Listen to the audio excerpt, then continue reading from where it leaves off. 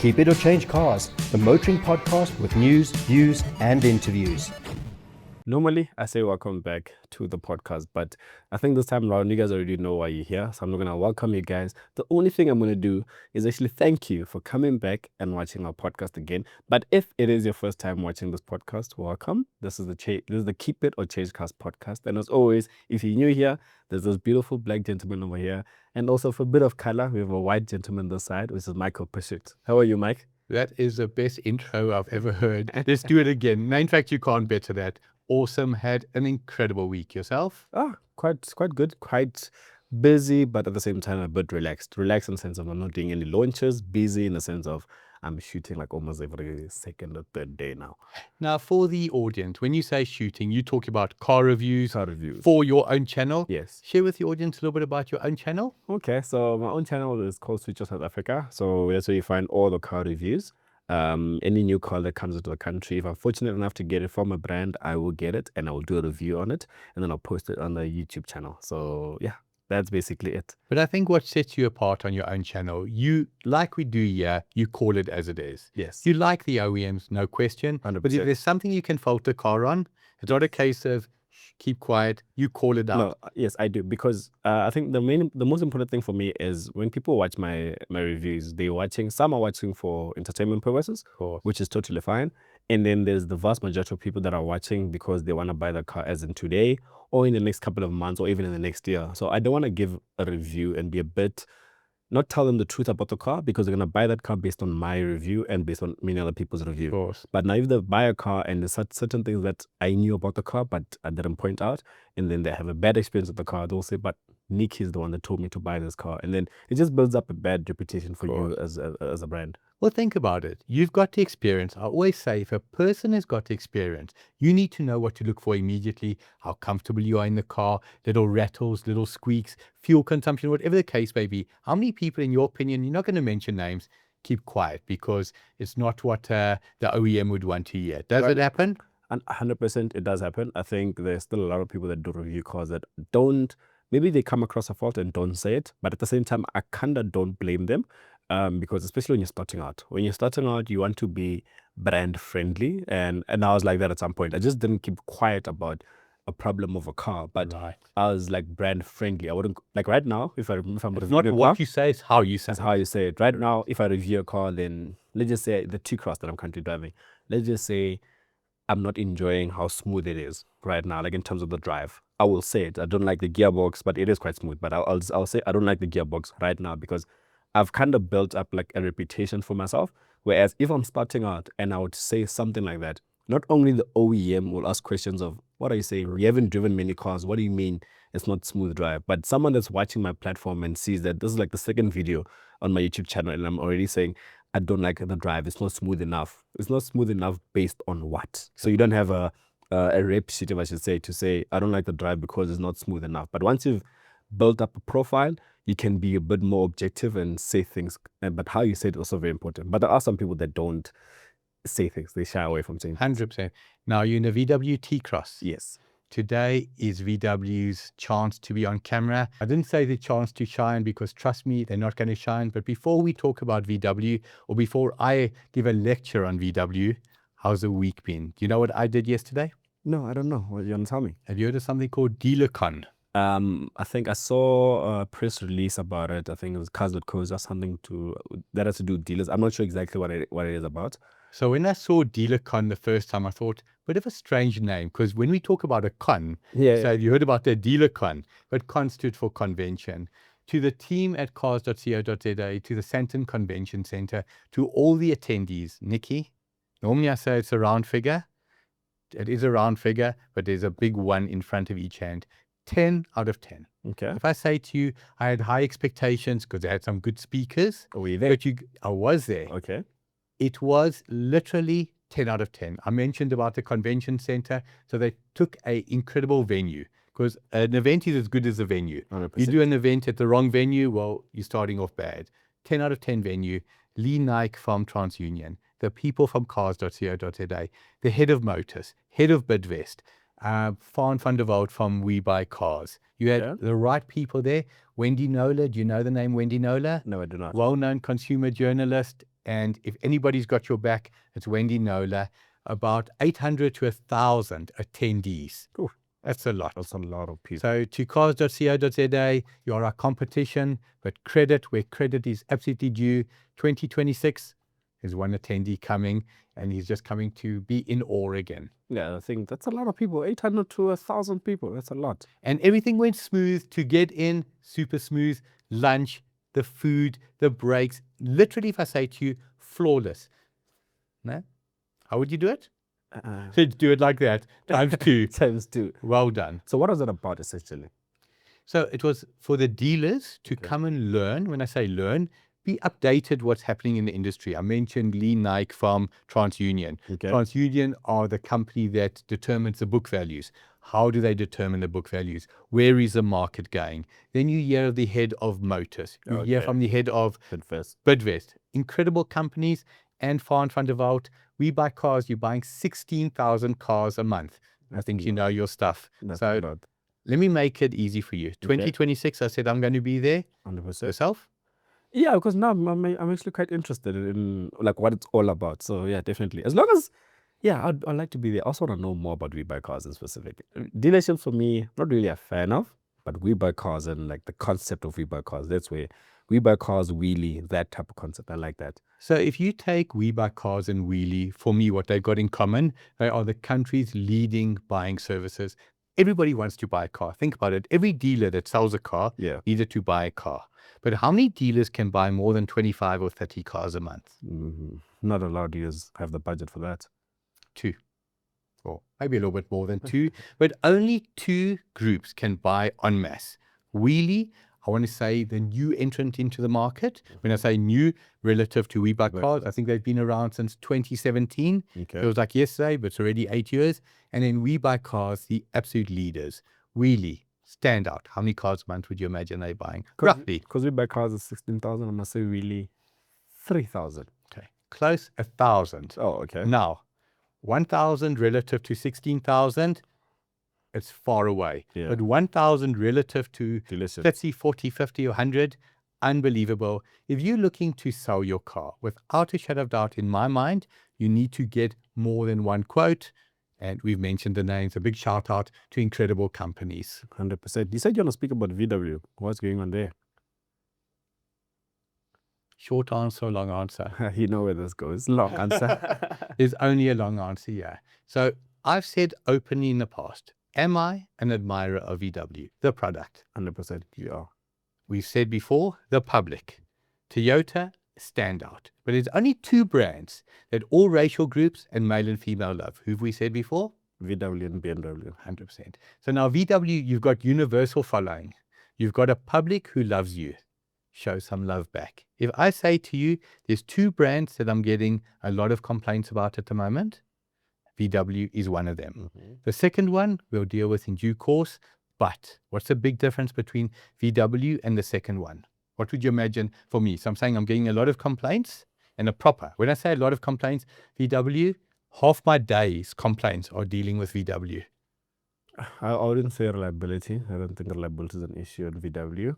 Reliability to a very small degree, but it's fit and finish and small little quality issues. Okay. But my problem is, who do I go to at VW?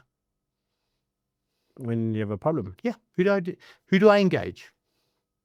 Dealerships, I'm guessing. The dealerships are incredibly helpful. Every VW dealership that I work with, and I'm not joking, even if they're not on the CHANGECARS website, helpful.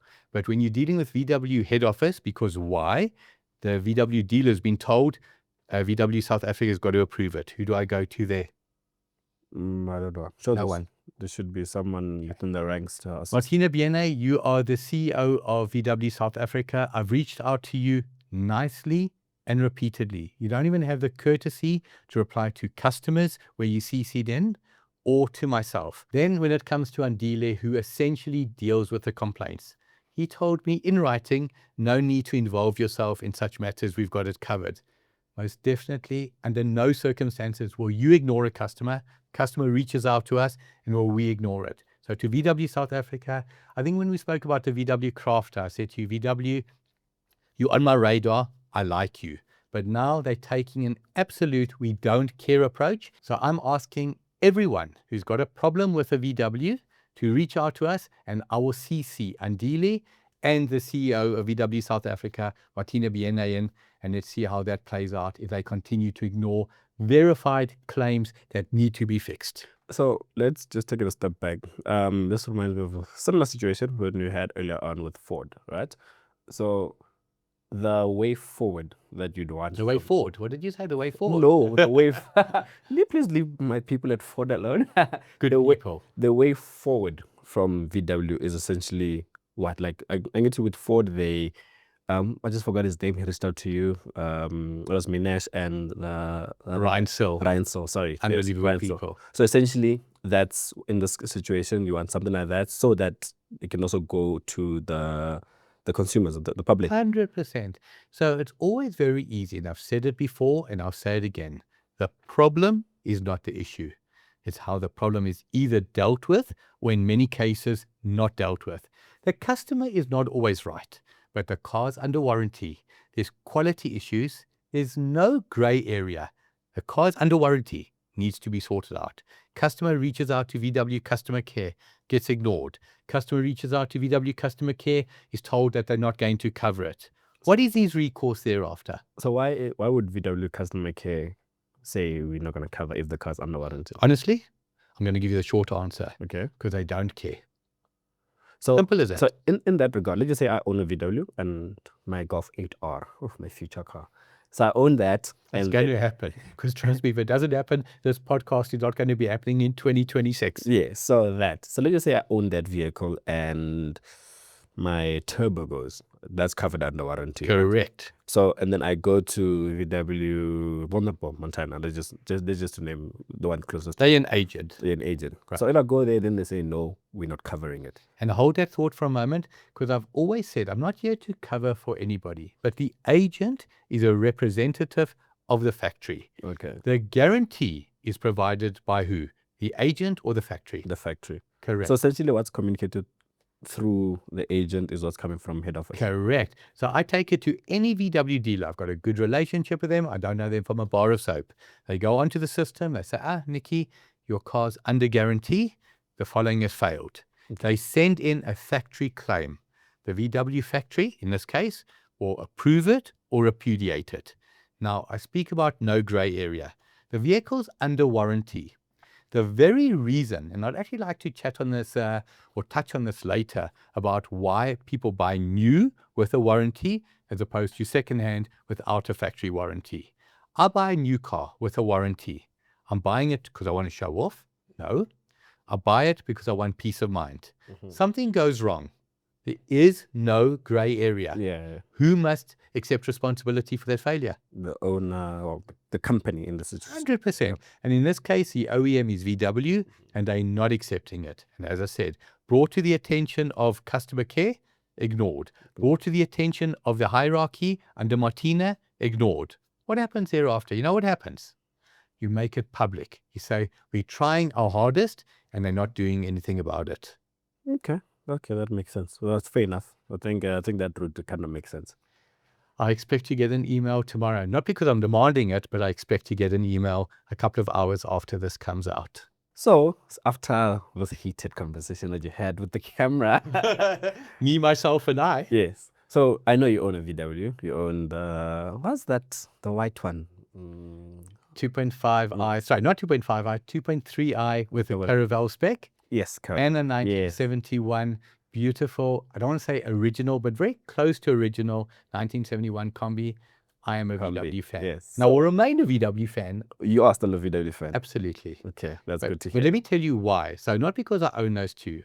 If I say to you cars on the road, universally, we've spoken about how they look. Do you like the front? Do you like the back? Do you like the side? What car brand? And again, people are going to be different. Some people say it's Chery. Some people say it's Jetour. Some people say it's BMW.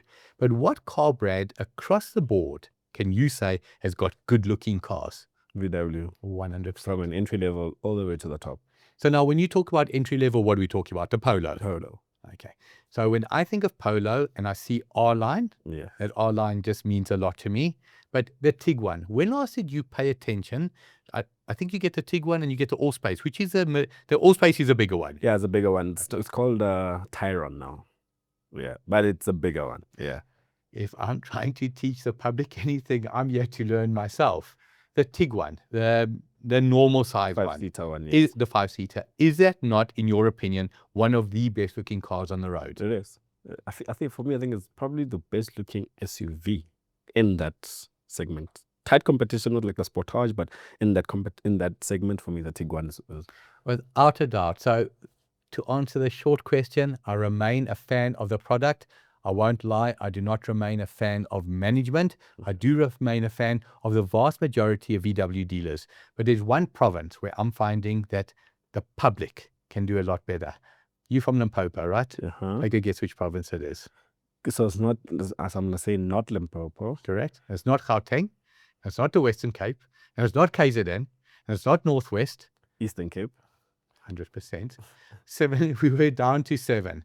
The Eastern Cape, if there's anybody looking for a VW in the Eastern Cape, and when I say Eastern Cape, I'm even extending towards George, Nyes, the Muscle Bay area. Okay. Give us a call. I will guarantee you, and we're seeing it day in, day out. We've spoken about beat by quote. 100%. You're looking for a VW brand new. Remember, it has to be brand new. So we're comparing apples with apples. Bring us a quote from any VW dealer in the Eastern Cape or the Garden Route and take it as confirmed. It will be beaten. VW South Africa, you see, I'm giving you maximum airtime. Whatever you are going to spend on marketing and on billboards, you've got what, 10 minutes today from us? Yeah, I think a good 10 minutes from us. So yeah, that's good enough. Looking at buying a brand new car? Visit changecars.co.za and click on the Beat My Quote tab, because we will beat your quote. So normally I'm the one that gets to drive cars every week, but as of late, Michael has been actually testing cars. Like I think he might be gunning for my job at this rate. So he had a Ford Everest a couple of weeks ago. Liked it a lot. Then there's this one brand that has gotten so much airtime on the podcast for good and bad reasons. Started off as bad, now it's good reasons. Now you had their car, the 3.3 liter, 1 million rand car. If you don't know what brand that is, Michael, tell us about the brand. Tell us about the car, essentially. M for Michael, M for Mazda. What Nicky said we spoke about in the beginning, the lack of marketing, or what we felt was a lack of marketing at Mazda. A brand that is doing a 360, it's got quality products, got quality people, and it's got quality cars. The CX-60 3.3 liter diesel. How would you explain, because you've driven it before. Yes, I have. How would you explain that engine, Nicky? It's unexplainable. I like that car. Like that engine. The engine is the party piece on that car because there is a 2.5 liter natural aspirated. I drove that. Petrol? It's petrol. I haven't driven it. People say a bit underpowered? Yeah. The fact that you've driven the 3.3, you'd hate the 2.5. Okay. Yeah. So that 3.3 liter diesel, that's the one to go for. The engine is the best. So now you'll notice when I introduced it, I specifically said 3.3. I love cubic capacity. You can get incredible power from a 2-liter diesel. No question. Most modern buckies are 2-liter diesel. 2.5 is a biggish engine. 2.8 is very big. 3-liter is as big as it gets. 3.3 liter, 184 kilowatts, 550 Newton meters of torque, and it's diesel. Now, fundamentally, we all know what a diesel fan I am not. This engine is whisper smooth. It is powerful. It is torquey. It is literally quiet. What is there to fault that car on? Honestly, not much. Honestly, not much. That vehicle is like, I see sometimes when I'm reviewing a car, like the BMW X3, people will still say, I'd rather take the Mazda. Right. I was like, are you serious? Yeah, I'm like, why? You know, so, but I get it though. So now I assure you, this is not an advertorial. The moment I get into a car, I don't want to say I like it or I don't, but I can see I'm going to like it or it's going to be challenging. The moment I got into the Mazda, I felt good. I wouldn't say it blew me away, and I'll explain that in a moment, but it felt good. But when I drove it, tick the box. Now, I said it didn't blow me away. You drive a lot of cars. If I say to you personally, ergonomically, and I'm talking about how you look at the dials, where the indicators are, how they work, the switch gear, do you think cars are going forward or are cars going backwards relative to the past? Backwards. Not even a question. This Mazda, like the Ford Everest, like any modern car, you get in it to get comfortable immediately. Seating position, easy. the indicator stalk, for whatever reason, day in, day out, and I don't even remember if it was on the left or right, I kept getting it wrong. Some cars, I continuously get it wrong. Then to try and get, apologies, what was it that I didn't like? No. Then the absolute bugbear, and if it can be switched off, please tell me, so that if I drive it again, I don't have that problem. Let's just start stuff. Oh, I knew you were going to say that. my It word. can't be switched off. Let me answer you there. Can it not be switched off? No. So all the time you start the car, it switches back on. So I will give you an absolute guarantee, and it's got nothing to do with Mazda. Any single brand where you can't switch off at start-stop, I am not buying it. I'm going to be stuck in 2014 model cars forever. Yeah. How do you feel about stop-start where you cannot switch it off? It kills me, Nicky. If a lot of cars have it. It's just that it's always a button to switch it off or within the infotainment system. So I want to switch it off and it must stay off forever. But a lot of cars, they don't do that. The Mazda, I know it's called iStop. Right. The button's on this side. You press it, cool, no problem. You park. When you get in the car again, it's back on. So every single time you've got to do it. Yeah. What's your favorite radio station? I don't have. I don't like radio. Pretend you do. Give me an example. Metro. That's what, about 98 point? No idea. Hey, so let's say it's 98 point something. Every time you get in the car, it's on 94.2 or 94.7. Great radio station, Jacaranda and Haval. I'm not picking on you. Yeah. However, you like Metro. So every time you get in the car, you've got to adjust it from that. You can't say, wait a second, I'm programming it permanently. I get in my car, switch on the radio, and I'm listening to Metro. Would that stop you potentially buying that car? Yes. Yes. If I need to do it every single time, so yes, 100%. To the inventor of the stop-start function, you deserve to be shot, but because we're kind, you deserve to be given a second chance. Make sure it's permanently off if we want it off. What other brand do I need to talk to you about that's also having a lot of questions around it? I spoke to you earlier about VW, and I said there's a second one. Give me a clue. Starts with an H.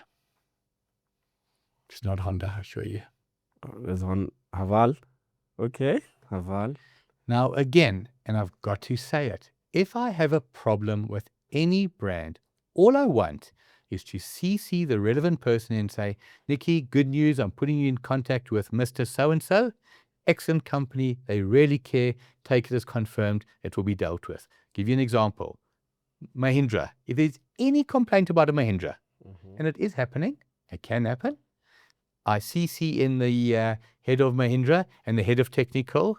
You can count to 60 and literally that email will come in. Thanks, Mike. And it's consistent. Conrad Groenewald from Haval. I've asked you for a contact person who I can go to, not forthcoming. So now I'm going to wear two hats. The Haval product relative to the other Chinese brands. Where would you put it? Top. Absolutely. It's a great car. Who's been in the country the longest? Haval. Without a doubt. Who introduced the Chinese products to South Africa? Haval. Fundamentally, Yes. Haval. Haval. GWM Steed, single cab diesel, is one of my favorite bakkies, period. Well priced, solid. Gets the job done. The H6, very, very good. But what problem are we starting to hear about the H6? Resale value. I know that's The mechanical. mechanical. No, resale value is always going to be challenging on the Chinese stuff at this stage. But mechanical. Mechanical. No idea. Is it rear-wheel drive? It's all-wheel drive, the H6. Am I correct? There's all-wheel drives and front-wheel drives. 100%. So we're hearing problems with the rear-wheel drive system. And again, it's not en masse, but we are hearing problems. Is a problem an issue if it's dealt with? No. Is an issue a problem if it's not dealt with? Yes. 100%. So to Conrad, again, free airtime. All I ask is when I reach out to you, it's not that I'm a somebody and you owe it to me. The customer is a somebody. They reach out to us. You tell them or you show them the middle finger and you show us the middle finger. Not good enough. 2 middle fingers is overstepping it. 100%. And I think with like that, possibly as let's say I'm a client of Haval and I buy a car and I have a problem with it and the problem is not fixed. That's one way to lose a customer. I won't come back to the brand. I'll look at another brand. But if it's fixed quickly and efficiently, I'm gonna be like, oh, I'm gonna stay here because when there's problems, they're gonna get fixed. So I think that's maybe how they should probably look at it. They always say word of mouth. You have an incredible experience anywhere. You might talk about it in passing. Yeah. However, if you have a bad experience anywhere, you will guaranteed talk about it. And I had the most incredible meal at, well, taken in by the person listening and possibly forgotten about. But tell me you had a terrible meal at the following restaurant. I give you my word, I will not forget it. Yeah. So to all the OEMs, we said it last time, please allow me to say it again. If we don't have a contact for you and you know who you are, please reach out to Nicky, to myself and say, guys, if there's a problem, please feel free, feel welcome to engage us. It makes it easy for us, makes it easy for the customer, and trust is either retained or restored. Absolutely brilliant. So, Mike, we're getting a lot of questions with regards to the Audi Freeway Plan. You had yet, we're getting a lot of questions. And I'm sorry, I'm never interrupting you, but we absolutely love it. The questions, i.e. where you're just asking general advice, the questions where you're asking for assistance, all we want is a happy motoring public, and we want our industries to thrive. Do you know that new car sales are massively up? Really? New car sales are up. Today, there might be an interest rate increase, or not increase, apologies. Decrease. Definitely decrease, or it might stay the same. If it stays the same, it's like a standoff in blackjack. A standoff is as good as a win. But new car sales, I don't want to say are booming, but they're doing well. There's positive sentiment. And I like that. That's good. So with regards to the Freeway Plan, people are asking us about it. How does it work? What is it essentially? But it's interesting why specifically the Freeway Plan, because often I talk about maintenance plan or motor plan by BMW, but we spoke about a Freeway Plan that can be extended to 15 years and 300,000 kilos. Now, something that I'm seeing, and it's interesting, if I say to you, Toyota, reliability, is it ever called into question? No. Is Ford reliability ever called into question? Yes. VW? Yes. Turbo water pump on the GTIs. Yeah, so yes. Sorry. Yes. Now, if you say to the average person, do you have absolute faith in a high mileage Audi? What is the answer? No. 100%. No. People say, do not touch a high mileage Audi. Yeah. Now, let's flip it around. I've got a Freeway Plan. If I've got a Freeway Plan, I've got a guarantee. I want to share an incredible story with you. Somebody that works with me, Audi Q5, goes in for a turbo failure. Okay. How do you know you've got a turbo failure? It's not boosting. Take it to the Audi dealership, quality Audi dealership. They phone with good news. But now, this is a positive and a concern all in one. Why a positive? Because there's good news, the car's under Freeway Plan. The turbo's not blown. Okay. What was the problem? You'll never, ever guess. So simply put, the turbo was not boosting. Something was stopping the turbo boosting. You'll never guess what it is. I'm not trying to set you up. Probably the pipe or the boost pipe. Close, that's a fair enough guess. The air filter was dirty and blocked to the point that it was not allowing enough clean air to get to the turbo. Now, how is that possible? Car's got a full service record, serviced at Audi dealerships. So air filter wasn't think about changed. that. So the air filter wasn't changed. So why do I say good and bad? The good news is it wasn't a turbo. The good news is it was under a maintenance plan, even if it was a turbo or Freeway Plan in this case. But something simple. Now, you're a member of the public. Would you ever go check your air filter when you've just had a car serviced? Nope, especially if it's being serviced from a dealership, you're not going to check that stuff. So this calls into question something we spoke about probably 10, 15 episodes ago. I take my car for a service. Yeah. What is actually being done? The only thing that I can easily check, and I say it again and again, is engine oil. I can't check plugs. I can't check brake pads. I can't check air filter. I can't check fuel filter. I can't check gearbox oil. I can't check diff oil. If it sounds like I'm being negative, I'm not being negative. I'm being realistic. How do you personally explain air filter not being changed? Only one thing, nothing else. Negligence?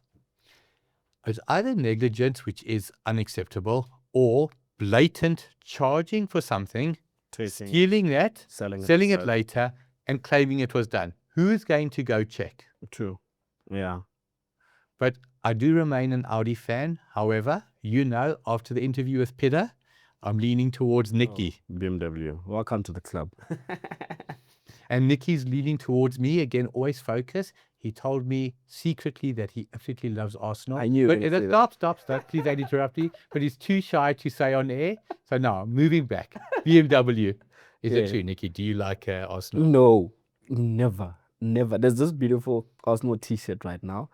That t-shirt is beautiful. But for the fact that it has an Arsenal logo here, I'm not going to buy it. I am not going to buy it. I will never wear an Arsenal t-shirt. Give me a little bit of time. We'll swing him around. BMW, a brand that we've said before is universally loved. Growing up in the 80s and the 90s, ads on TV, for me, identified a brand. All quality brands. It could be cigarettes. It could be alcohol. I'm not endorsing them. I'm just saying you remember those ads. Car ads were the same. BMW, have you seen their latest ad campaign? The intelligence one. Absolutely brilliant. To any parent out there, you know you're driving with your kid and your kid is not focusing on the road, not focusing on mom or dad, focusing on one thing and one thing only. And it irks me, that phone. So it's a mom driving, and what does she say? Do you know how it goes? Have you seen it? Yeah, it says BMW, hey BMW, eject passenger seat or something like that. Yeah, activate ejector seat. Yeah. Now, if you've seen a James Bond movie, we know what an ejector seat is, and you see this young lady not paying attention, and about 3 seconds later, she says, "Mom," and mom says, "Just joking. BMW, take us to the nearest burger place."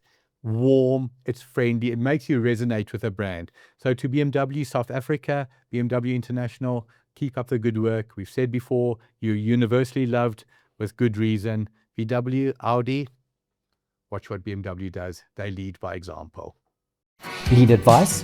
Visit changecars.co.za and click on the Ask Mikey tab. So a lot of questions that we receive. Mike, you receive a lot of questions. I get How many would you imagine a day, just as a matter of interest, roughly now? a day.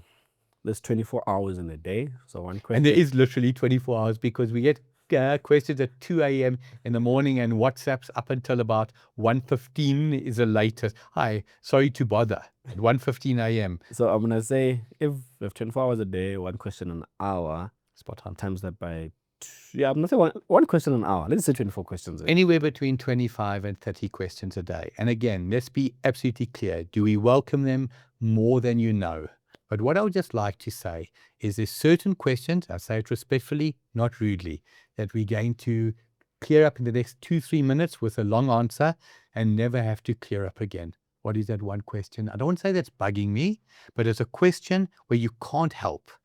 What advice can you give me? How can you assist me? What is the one question? About a car at a scam dealership. 100%. And today I'm going to give what I believe is the ultimate analogy. There's not a person in South Africa, it doesn't matter where you live, that doesn't know Yilbrow. Yeah. If I say to you Yilbrow, what are the positive qualities of Yilbrow? The absolute positive. What are the standout good features of Yilbrow? The nightlife, the quality people, quality restaurants, quality sidewalks. What would be the qualities? I'm going to say nothing because nothing draws me to Hillbrow. 100%. Now, I say to you, Nicky, you walk into Yilbrow by yourself, with your girlfriend, with some mates, whatever the case may be. What is a guarantee that I'll be able to give you if you go to Yilbrow? You're going to get robbed. 100%.